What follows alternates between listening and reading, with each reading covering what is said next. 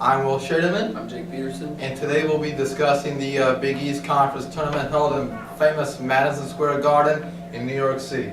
Yep, starting with the favorites, the Villanova Wildcats. I feel like this team can't really figure them out. They're in the top five nevertheless. But there are games where they seem to struggle at times. You know, sometimes if the shots aren't falling for them, they don't have a lot to back that up. And it seems to impact them in a big way, and that's why I don't think they're going to win the Big East tournament this year. Just like what Jake mentioned, Villanova, they've had a pretty good year this year. Like I think they're like in the top four this year right now, according to the last AP poll. And just like what Jake mentioned, they have they're kind of hard to figure out. Yeah. Because one game, Darren Hilliard and Ryan Arcidiacono and Javon Pinkston are hitting their shots and doing very well job, but there's also some games when they just struggle, especially like in that first half, again, in that second game against Creighton, which they barely escaped the win in Omaha. I think they won by four. And with Darren Hilliard is probably one of the best shooters in the Big East because he can get his own shot in many different ways, going off the bounce, just pull up jumper. He can do pretty much anything. And then you have a team like Georgetown. Georgetown is one physical ball club, folks, led by Devonta Smith-Rivera, who can shoot the ball lights out. You also have a Jabril Trawick, who brings some toughness to the wing position. And you also have a big Joshua Smith, 6'8", 350 pounds. He is an absolutely gargantuan human in there. He provides such a presence in the post area for the Hoyas. And you also have Isaac Copeland, who's a freshman, who has done a really good job of showing what he can do for the Hoyas. And they also have L.J. Peak, their starting point guard, who has done a pretty good job this year as well, leading the Princeton-style offense for John Thompson III. And then obviously you have Providence, led by Coach Ed Cooley, and they're led by two terrific ball players, in Chris Dunn and LaDonta Hinton. LaDonta Hinton is probably the player of the year in the Big East this year. He is just an absolute. He can shoot the ball. He can dunk. He can go to the post and do some post moves. He's just a dynamic player that Ed Cooley can use in a lot of different ways, and that's helped him a lot in the offensive side of the ball. And he also can defend pretty well as well. When I think of the Big East, I'm thinking of a team like Villanova. But I think another team that you have to keep in mind in this conference tournament is a team like St. John's, a team that you don't want to really sleep on, a team that can shoot the ball well at times. They just have to show consistently, and they haven't been able to do that this year, and that's something that has been their Achilles heel all season long, is consistency. And but I think if they can get on that streak where they can start hitting them and can't miss, and that's when they're going to be dangerous in this Big East tournament. And I feel like that this is a team that is good but not great defensively, but they do have the offensive power to stay up. And I think that's something to watch for in this Big East tournament, a team that really is kind of a rare form of basketball that is brought to the Big East Conference does St. John's. So that's the way I feel with this dark horse team. I definitely agree. St. John's, they have a bunch of good players on their team, led by D'Angelo Harrison, who I think he's the third St. John's player to ever score 2,000 points. He's just behind Malik Sealy and one of the best all time, and Chris Mullen, who played for the Golden State Warriors. And you also have Rashid Jordan, who can score the ball off the floor. He can shoot the ball stand still. He can do multiple things. And you also have the two block shot specialists for St. John's. One, Chris Obekba. He's an absolutely agile kid who can block shots from anywhere, it seems like, on the floor. And you also have Sir Dominic Pointer, who has really stepped up this year. Last year he kind of was struggling to fit into the offense, but this year he's kind of had a better year this year, and he's also been more consistent on the floor as far as the offensive ability wise. And you also have a surprise, I think, this year in Seton Hall. Even though they've kind of struggled, but they've actually kind of surprised me a little bit. I wasn't expecting too much out of Seton Hall, but they've done a pretty good job despite the obstacles they faced with Jaron Cena, their starting point guard, transferring in the middle of the year, to Sterling Gibbs being suspended for 2 games for delivering an elbow, to Ryan Arcidiacono in their game at Villanova. And they've also been dealt with some injuries this year with Desi Rodriguez, with Isaiah Whitehead, the talented freshman coming from Brooklyn, who was like a top 10, I think, recruit for the Seton Hall Pirates. And Kevin Willard has been able to weather the storm for the Pirates and has done a really good job. And I believe the most disappointing team this year is probably Creighton. Even though they lost Doug McDermott and Ethan Wragge and Grant Gibbs and John Hinsman, their senior leadership has kind of been a little so-so this year, and their lack of ability to finish has really cost them at least 5 games that I can think of right now that Coach Greg McDermott could have won, but they simply did not. And then you have Marquette. Marquette is a very limited team. They maybe have like 6 guys that can play.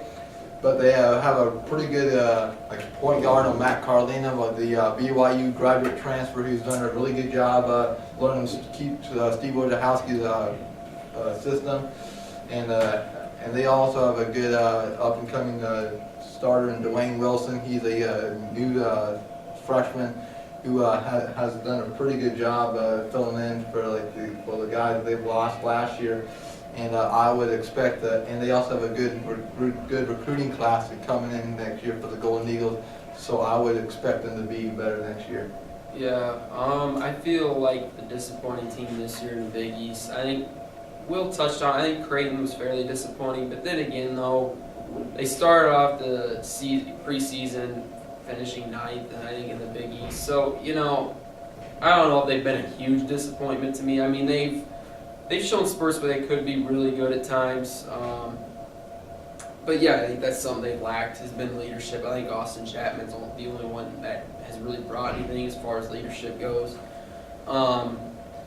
With that being said, though, I think a team like Seton Hall has been really disappointing to me. This was a team that started off the season red hot, in the middle of the season red hot, and then all of a sudden they just went nowhere. I mean, they quit, and it's what it almost seemed like anyway. They went from being ranked, and now they're finding themselves playing on the first night of the Big East tournament, trying to get a bid in the NCAA tournament. So I just can't really figure out this Seton Hall team.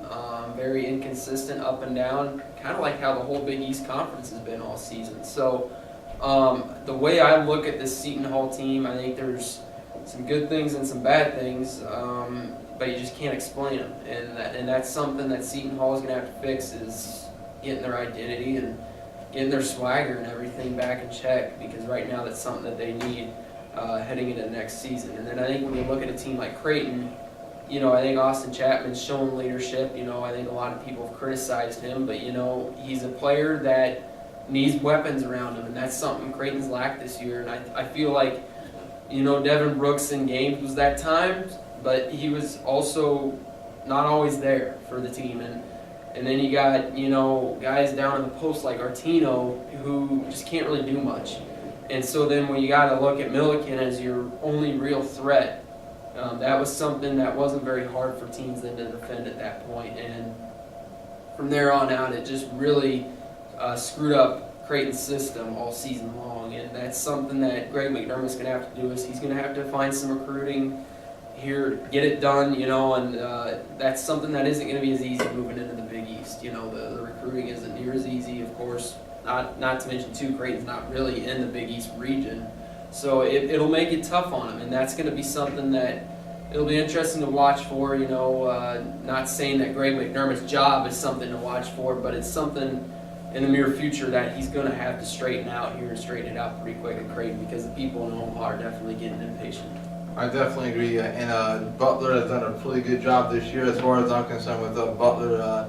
Like Alex Barlow, Kellen Dunham has stepped up a lot, even from last year. He got even better this year for Butler. And you also have Roosevelt Jones, who is one pretty big guy. He's probably like an NFL linebacker, but playing basketball. He's that physically tough. And you also have Cameron Woods in the post for the Bulldogs, who is just lengthy. He just has a bunch of length on him, and it's kind of hard to get some freedom of motion in there when you have that tall and that long of a kid. And you also have Andrew Shravitz, who has, despite the injuries he sustained to his arm, to his wrist, has come back pretty strong for the Bulldogs. And Chris Holtman should be proud of his squad. Well, and then you also have Xavier, who's had an up and down year, just like Jake mentioned. As far as the Big East, it's been up and down, up and down.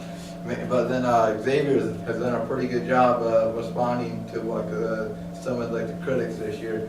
Trayvon Blewett stepped up as far as a freshman. D. Davis, Miles Davis, they've done a really good job getting those three balls to go in. They have Matt Stainbrook, who's done a pretty good job in the post despite his unathletic ability. And you also have you also can't forget Jalen Reynolds, who's a backup for Matt Stainbrook, who provides them another supply of production that they could provide.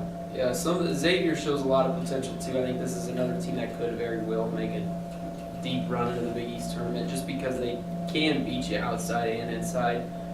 More so inside, though. I think Stainbrook's a very capable player down low.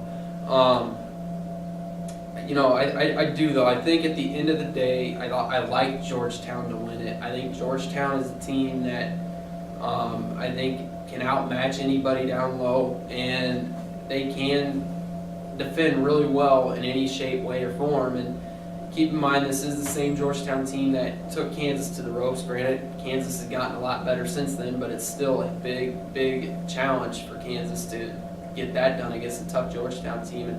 And I feel like Georgetown is going to be the one to win the Big East tournament and get that at-large bid in the NCAA tournament. I kind of disagree with you, Jake. I think Villanova is going to pull it off this year. I think Jay Wright has his guys ready this year, and they've shown a lot of consistency this year, unlike some of the Big East teams this year. And Darren Hilliard will step up. Ryan Archidiakono will make some three balls. Javon Pinkston will get back to his ways of doing a really good job, and Daniel Oshefu will provide them a good post presence, and he's a really good shot blocker as well.